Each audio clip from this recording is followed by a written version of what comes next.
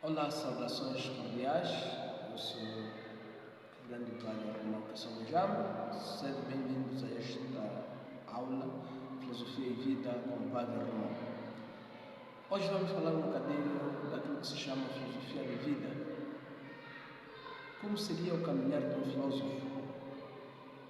Na medida em que somos seres racionais e sensíveis, estamos sempre dando sentido às coisas, ao filosofar espontâneo. Quando nos referimos à passagem do senso comum para o bom senso, identificamos esse último à filosofia da vida, bom senso no caso. Comum é fragmentário, o senso comum é fragmentário, incoerente, preso a preconceitos e dogmáticos. O bom senso supõe a capacidade de organização que dá certa autonomia ao homem que analisa sua experiência de vida cotidiana. Como veremos, enquanto o homem comum faz sua filosofia de vida, o filósofo propriamente dito é um especialista, mas o especialista filósofo é diferente dos outros especialistas, como físico, matemático.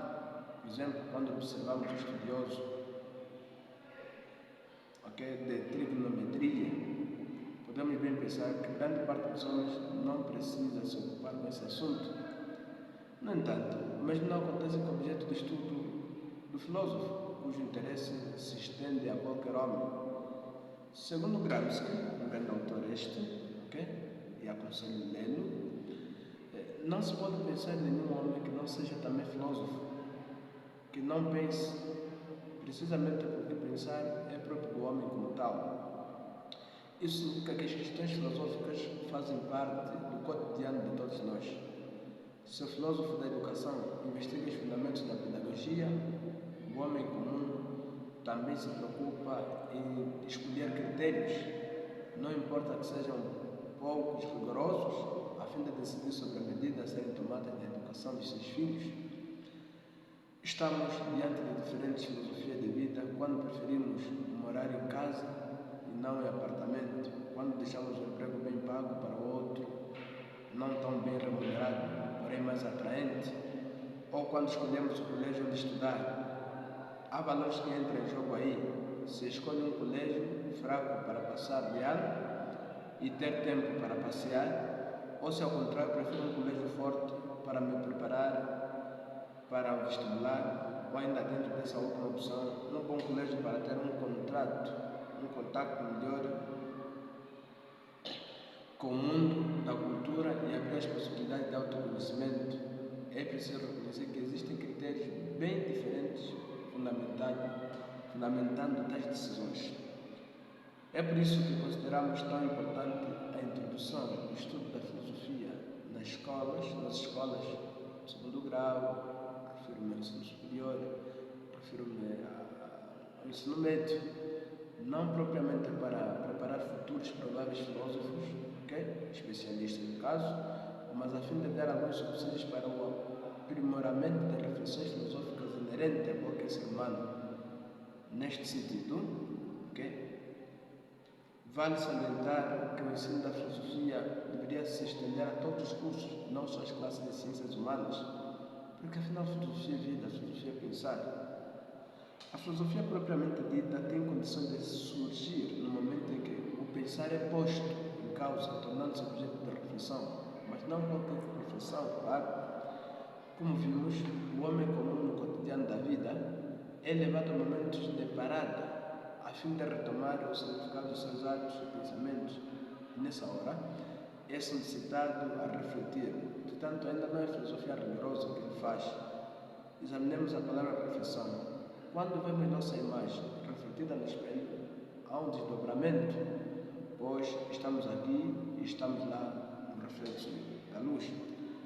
Ela vai até o espelho e retorna. Reflete em latim, refletere, em latim significa fazer retroceder, voltar. Portanto, refletir é retomar o próprio pensamento, pensar o já pensado, voltar para si mesmo, colocar em questão o que já se conhece.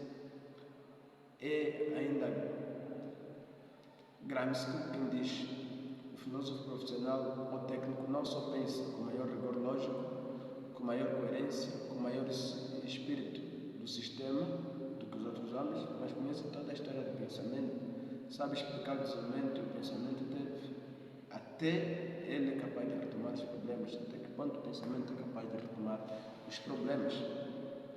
Segundo o professor Flemerg Saviani, a reflexão filosófica é radical, rigorosa e de conjunto. Portanto, precisamos exatamente tomar a palavra radical, do latim radix, radici significa raiz, no sentido figurado, fundamento, base. Portanto, a filosofia é radical não no sentido corriqueiro, de ser inflexível, neste caso seria a antifilosofia, mas enquanto busca explicitar os conceitos fundamentais usados em todos os campos do pensar e do agir humano, enquanto busca explicitar os conceitos fundamentais usados em todos os campos do pensar humano, rigorosa enquanto a filosofia de vida não leva as conclusões até as últimas consequências e nem sempre é capaz de examinar os fundamentos dela. O filósofo deve dispor de um método claramente explicitado a fim de proceder com rigor, garantindo a coerência do exercício da crítica, mesmo porque o filósofo não faz afirmações apenas, precisa justificá-las com argumento.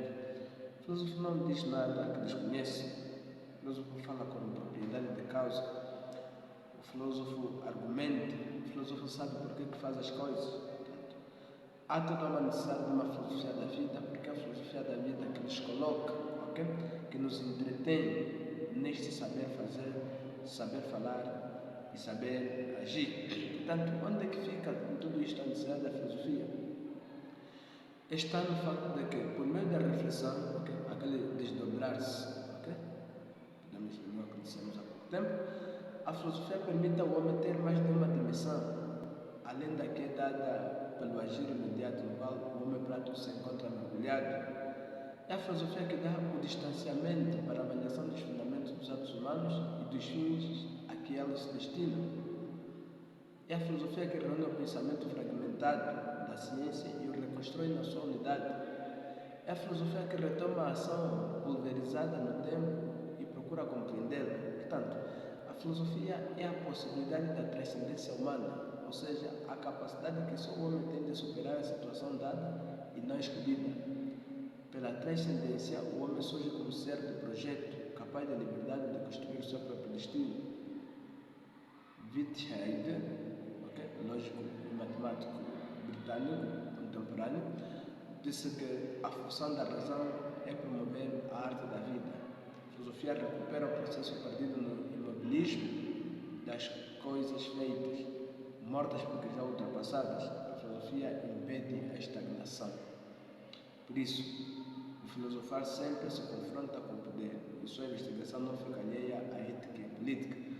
E se quisermos usar a feliz expressão do filósofo José Alfredo Chibinda, diz que o filósofo não pode morrer muito velho, porque à medida que pensa, vai gastando os seus pistões mentais.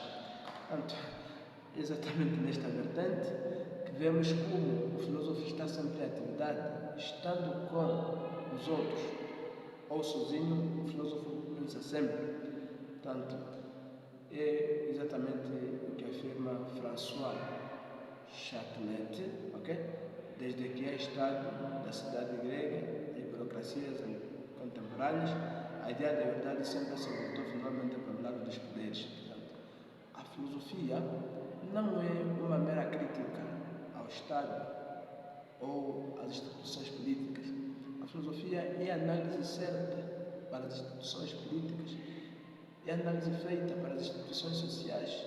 A filosofia é o nosso cotidiano. O ser humano, as nossas instituições precisam da filosofia tanto quanto nossos pulmões precisam de oxigênio.